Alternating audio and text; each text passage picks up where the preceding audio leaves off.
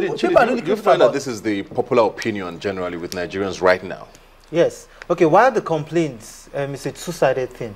The complaints could be good because we know that putting pressure on the government has in the past helped to change some of the decisions they've made. So I believe the complaints could be, okay, let's pressure them. Let's tell them we're not happy so that when the other key appointments are made, it will be spread across board. But then also, I read something on Twitter the other day. Somebody was talking about the different geopolitical zones. So talking about the Igbos, for example. The Igbos are talking bad about their own people. Their own people who are seemingly close to the APC. The Yorubas are talking bad about, we know, I don't want to mention names, but we've seen for the past few weeks, we've been hearing about allegations of corruption on some very important people from the Southwest. These are people who would ordinarily have been high in the hierarchy of things in the Buhari government, but a lot has been said about them, bordering on corruption and all the corruption allegations. And then the Northerners have always said good things about themselves. So the key appointments are coming from them. I don't think we want to blame a president who's listening to people who are saying good things about people he wants to appoint. I mean, if we're saying good things about people from the East, he wants to select people from the East. But the Easterners are saying bad things about their own people. The Westerners are saying bad things about their own people. How the president choose from there? Let's be fair. So I want to go back to the question I asked him at the end, initially. Now, what is all of this about really? What does it do for these regions that an Igbo man is the secretary of government? What does it do for the Southeast? No, it doesn't. It doesn't interpret into efficiency, and it doesn't interpret into productivity. However, having individuals across the geopolitical zone helps to protect the federation. That is what we call the national interest. Helps to protect is a matter of national security, because when other sections, other geopolitical zones feel they have been left out of the federation in court, definitely they now have the opportunity or the chance to plead or to request for secession. So in this part, maybe the president felt because he got 85% of his total vote from the north, he should compensate that region. But I feel to a great extent he's the president of the Federal Republic of Nigeria. And the reason why we usually had the Federal Republic is because it's a country made up of states. So there is no way you tell me you feel these people are more capable, these people are more trustworthy.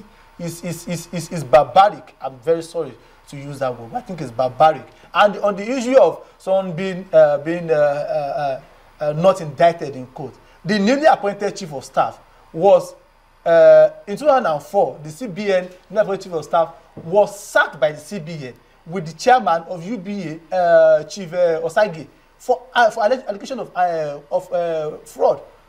So if you are telling me the chief of staff, even the so-called chief of staff the so-called benchmark that is using to appoint individuals are people that are present with having cases of questionable characters, questionable allegations against them, even including the just appointed chairman of the Federal Inland Revenue. So there are cases. We all know that there are no saints in Nigeria. However, because Nigerians make up the government, and over the years we've seen how they've run. However, I think a lot needs to be done. A lot needs to be done to ensure that there's even distribution of political appointment across all the political zones. A lot of people have pointed to the fact that it's actually a constitutional right. The federal character is enshrined in our constitution. It's something that must happen. And we've also started hearing whispers. We don't know if it's true, of course, because nothing is confirmed yet, that ministries will be cut down to about 19. We don't know if that's true. And the constitution also says that every state must have a minister. So we don't know how that's going to work out. People are starting to say Mr. President is not necessarily following, doesn't really care that much for the constitution. He's trying to cleanse Nigeria, in quotes, without necessarily paying attention to the law. Do you think that's going to be a trend going forward? I've always been of the position that the constitution is made for the people.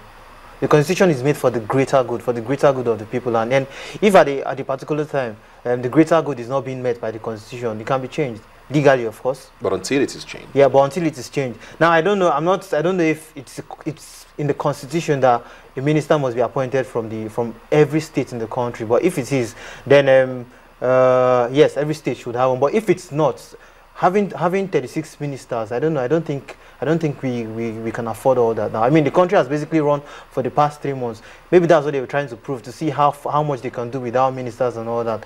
They've done well, though. Let's go on to that. Do you think the country has run well in the last 3 months? I think the country is, we say the country is slow, but the country is moving. is moving forward in the direction some of us want it to move. And I'm thinking if the ministers come on board, it will move a bit faster. But then so far, we've seen that without ministers and all that, the country has moved a bit. So we don't really need the amount of ministers that has been in previous. No, it depends. I think for the country to move forward, when we're talking about ministerial appointment, it depends on the ministers we are appointing. It's unfortunate that now the president has not found some people worthy not to hold those positions. I feel that for that position to be held effectively, it must be individuals, it must be professionals, technocrats, not politicians. If we have waited this long, the president should not appoint politicians in those positions. I'm very sorry. Because even though we are still waiting, we are clamoring, we know the permanent secretaries, they are doing, because they are public servants, they are doing their best. It might not be enough. They are doing best. So if we have waited for like 3, 4 months now, of course, definitely the president should not appoint politicians in those positions if he wants to run an effective can you